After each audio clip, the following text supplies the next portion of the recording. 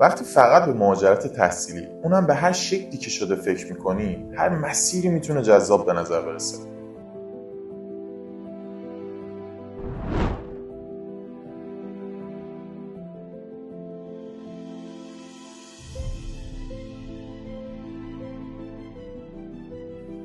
وقتی حرف از مهاجرت تحصیلی میشه، موضوع فقط انتخاب کشور و دانشگاه نیست. این تصمیم قرار مسیر زندگی آیندت رو بسازه. پس مهمترین مسئله انتخاب اون جاییه که قراره توی این مسیر کمکت کنه. جایی که معتبر، امن، حرفه‌ای و با تجربه کافی باشه.